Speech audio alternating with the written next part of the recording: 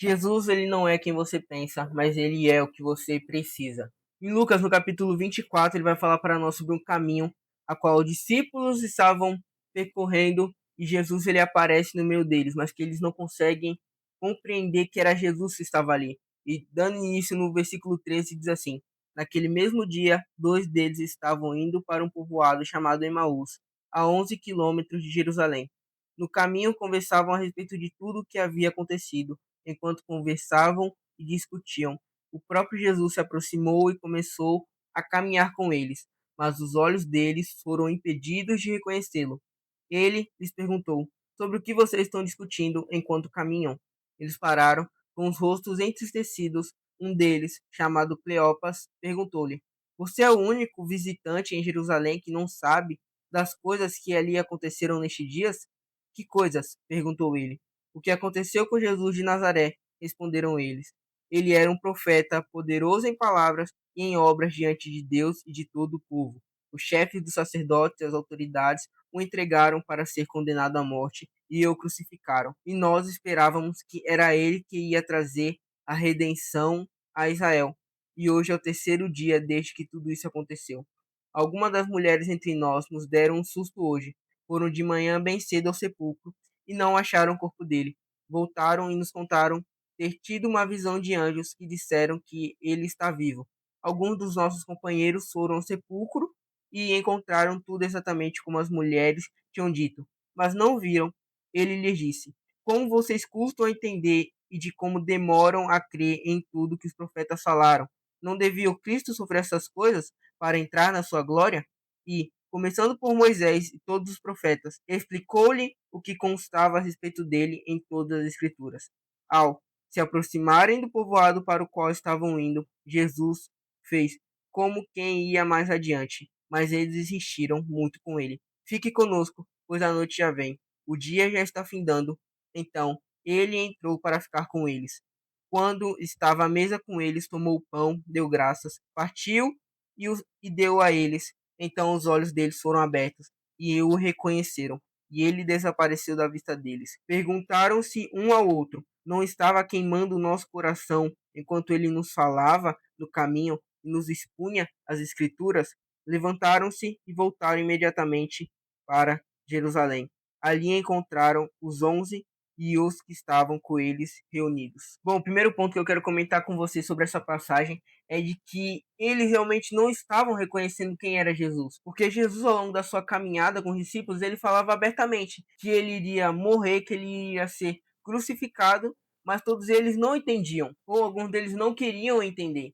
Porque é muito difícil você ouvir do Messias que você esperou por tanto tempo, o Messias que você pensava que ele iria ser o Redentor de Israel, como eles disseram aqui, ser morto. Ou seja, eles passaram 3 anos com Jesus, eles passaram 3 anos ouvindo que Jesus ele iria ser crucificado, ele iria ser entregue, mas que eles não conseguiam compreender. E é muito engraçado que se a gente olhar bem para esse texto, a gente vai ver que eles estão reclamando de Jesus para Jesus, porque eles não sabiam que naquele momento que eles estavam com ele era o próprio Cristo, e eles estavam reclamando sobre o Cristo que estava com ele durante 3 anos. Porque a gente olhando bem para o versículo 20, vai dizer: o chefe dos sacerdotes e as autoridades o entregaram para ser condenado à morte e crucificaram. E nós esperávamos que era ele que ia trazer a redenção a Israel. E hoje é o terceiro dia desde que tudo isso aconteceu. Ou seja, eles ali estavam reclamando do Cristo para o próprio Cristo. E quantas vezes nós fazemos isso?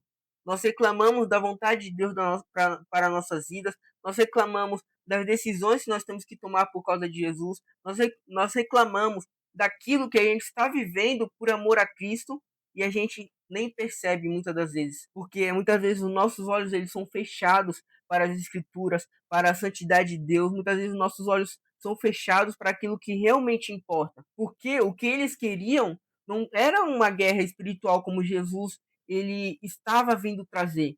Não era uma guerra contra o pecado, não era algo que iria nos trazer salvação eterna, mas eles queriam um rei não espiritual, mas eles queriam um rei terreno, um rei assim como Davi. Eles estavam esperando um rei que iria acabar com a opressão da Roma sobre eles. Eles estavam querendo uma guerra física.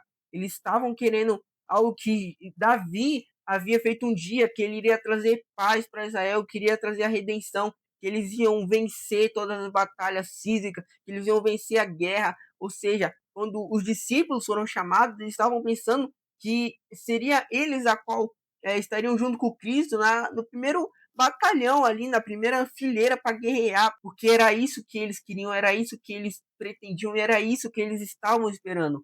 Mas o que Jesus ele veio trazer era a salvação eterna. O que Jesus ele veio trazer era a vitória sobre o pecado. É a gente não viver apenas contra a opressão dos nossos inimigos físicos, mas é para a gente viver contra a opressão da nossa carne, a opressão que o pecado traz sobre as nossas vidas, porque o pecado ele nos oprime, o pecado ele nos prende, é o pecado que faz com que os nossos olhos eles são fechados para a bondade de Deus, é os nossos olhos que são fechados pelo pecado, para a gente ver que não é apenas um reino físico pelo qual nós estamos lutando hoje, mas é por um reino espiritual. É o céu vir sobre nossas vidas e os nossos olhos estarem abertos, porque o Messias, que passou 3 anos com ele falando coisas incríveis, fazendo milagres incríveis, mas eles não estavam esperando aquilo, mas eles estavam esperando uma guerra física que eles queriam que acontecesse. E tem um personagem muito importante nessa história que é o próprio Judas,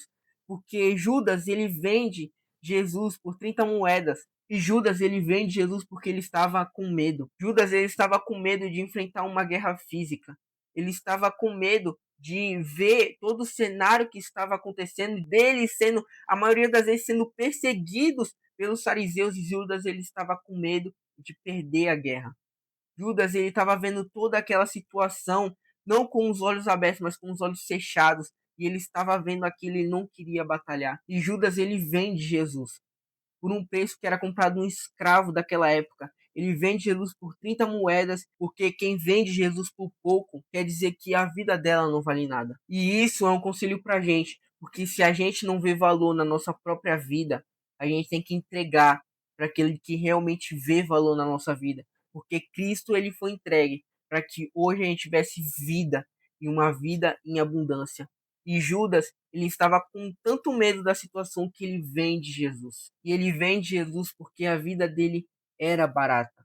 E quantas das vezes nós vendemos Jesus, trocamos Jesus, porque nós não entendemos o que ele veio fazer na nossa vida, porque nós não entendemos quem ele é na nossa vida, porque a gente vende Jesus por medo das coisas não acontecerem da forma que a gente gostaria que acontecesse. E a gente vende Jesus por um preço barato, por prazeres baratos, por coisas baratas. E isso mostra para a gente que a nossa vida não tem valor nenhum se a gente não olhar para aquele Nazireu, para o homem que foi crucificado, porque ele sim viu valor nas nossas vidas. Ele viu valor. Quando Cristo ele veio à Terra, ele não olhou para a gente como escravos, mas ele olhou para a gente como filhos de Deus. E quando ele foi crucificado, quando ele morreu e ressuscitou, a gente teve direito por causa dele, porque ele viu o valor em nós, que ele nos mostrou que a nossa identidade era de filhos. Nós hoje podemos ser chamados de filhos de Deus, porque Jesus ele viu o valor nas nossas vidas. E o terceiro ponto dessa passagem é de que a gente tem que pedir para que Jesus ele abra os nossos olhos, para que a gente possa ver quem realmente ele é. Porque Jesus ele não é quem a gente pensa, Jesus não é quem a gente quer que ele seja, mas ele é quem a gente precisa.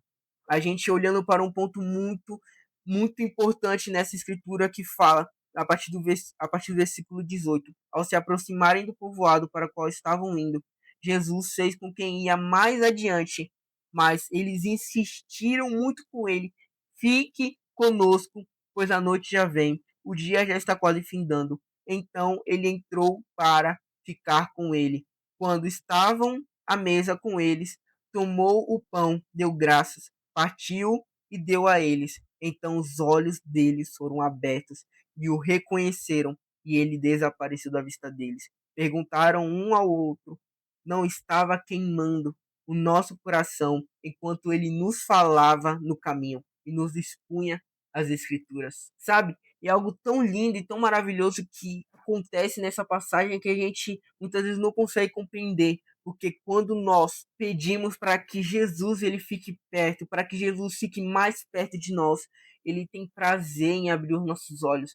E o nosso coração queima de tal forma que a gente não consegue mais duvidar, que a gente não pode mais duvidar de que é realmente Jesus quem está na mesa conosco. Quando a gente chama, a gente insiste com Jesus para ficar mais perto, seja a gente se arrependendo do nosso pecado, seja a gente de madrugada no nosso quarto, seja a gente ouvindo louvores, quando a gente pede Jesus vem mais perto, ele tem prazer em abrir os nossos olhos e nos mostrar quem ele realmente é.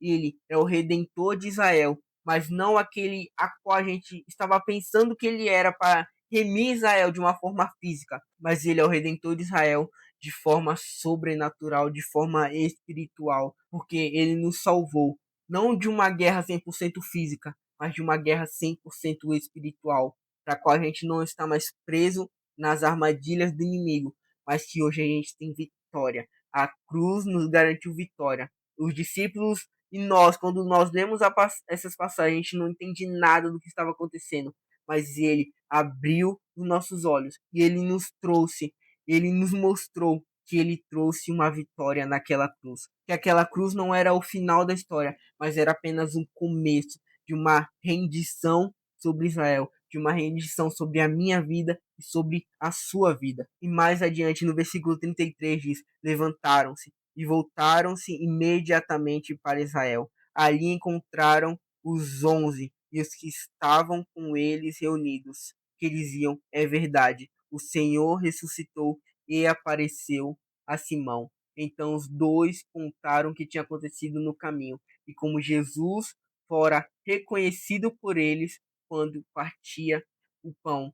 Há algo muito incrível nesses versículos, a qual eles voltam para Jerusalém, para o lugar da promessa, porque ele também falava: fiquem em Jerusalém, porque ali o Espírito Santo vai descer sobre vocês. E esses discípulos no caminho de Emaús, a qual estavam fugindo de Jerusalém, a partir do momento que eles reconhecem novamente que Cristo ressuscitou, eles voltam para o lugar da promessa. Porque quando nós temos um encontro com Cristo, quando nós reconhecemos Ele, Ele nos leva de volta para o lugar de promessas, para o lugar a qual o Espírito Santo desce sobre as nossas vidas. E nós podemos crer, a gente pode reconhecer que Ele é o Cristo, Ele é o Rei, Ele é quem venceu a cruz, venceu a morte, Ele venceu o diabo. E hoje nós somos livres para ser chamados filhos de Deus e receber todas as promessas que ele nos prometeu e que ele nos garantiu. Por isso que Jesus não é quem a gente pensa que ele é, porque ele não vai se encaixar na nossa caixinha do que a gente sabe ou não sabe, mas ele é quem a gente realmente precisa. A gente não precisa muitas vezes ganhar guerras físicas, mas a guerra que a gente precisa sempre vencer é a guerra espiritual, é a guerra contra o pecado, é a guerra contra principados e contra as potestades, a qual Paulo ele dizia. Então eu espero que você tenha entendido um pouco dessa passagem, um pouco do que eu quis trazer hoje nesse vídeo, porque muitas vezes a gente fecha os nossos olhos e a gente não consegue entender porque as coisas estão acontecendo como estão acontecendo, mas a gente tem que crer que Deus ele tem um plano. O plano de Deus foi perfeito. A bondade de Deus foi perfeita sobre nossas vidas. Por mais que os discípulos e as pessoas da época queriam algo físico, mas eles estavam precisando mesmo era de uma cura espiritual. E eu não sei você, mas todos os dias eu preciso de uma cura espiritual. E eu creio que você também precisa de uma cura espiritual. E foi para isso que Jesus veio, para nos trazer essa cura espiritual, para que a gente pudesse ter força junto com ele para vencer o pecado, como ele venceu a cruz, venceu a morte, ele venceu tudo, porque ele viu o valor nas nossas vidas. E se a gente não for como Judas, que troca a nossa vida, que vende a nossa vida, que vende a vida de Jesus de forma barata, mas que a gente vê valor naquele que se entregou, naquele que realmente nos amou primeiro, a gente vai conseguir entender. E os nossos olhos eles vão se abertos por Cristo. Porque quando a gente insiste para ele ficar, ele fica. Porque ele não precisa vir, mas ele sempre vem para nos salvar, para nos curar e para trazer redenção sobre a nossa vida. Então, amém? Espero que você tenha gostado. Ativa o sininho das notificações, deixa o like, compartilha para quem você sabe que precisa ouvir essa palavra. E agora vamos orar a Deus para que Ele abra os nossos olhos e que a gente possa entender tudo aquilo que Ele vai fazer na nossa vida e tudo aquilo que Ele está fazendo nas nossas vidas. Amém? Ore comigo nesse momento. Senhor, meu Deus e meu Pai, muito obrigado, Jesus, por mais esse vídeo, pela revelação da Tua palavra, Senhor, por cada vida que está assistindo nesse momento, Senhor. Pai, eu te peço, abra os nossos olhos, Senhor, para que a gente possa ver, meu Pai, possa ver a beleza dos Teus planos, meu Pai, para que a gente possa ver, Senhor, que o Senhor não é, Pai, quem a gente pensa, Senhor, porque o Senhor não se encaixa na nossa opinião, Pai, mas o Senhor é quem a gente precisa, Senhor. Nós precisamos de salvação espiritual. Nós precisamos de cura. Nós precisamos vencer, Pai, os nossos pecados, as nossas falhas, Senhor. E nós precisamos entender, Pai, que é só com o Senhor na nossa vida que nós possamos vencer, Pai. Que nós podemos vencer todas as coisas, porque o Senhor já venceu, Jesus. Pai, obrigado por vencer a morte. Obrigado por vencer a cruz, Senhor. Nesse momento, toma a vida dessa pessoa que está ouvindo isso, que está assistindo esse vídeo, Pai, e queima o coração dela, meu Pai. Faz o coração dela estar como dos discípulos, meu Pai, nesse caminho ao se encontrar contigo. E faz os nossos corações queimar, para que a gente não venha ter dúvidas, Pai, de que é o Senhor quem está caminhando conosco, Pai. Muito obrigado, Jesus. Amém. E fique com Deus e até a próxima.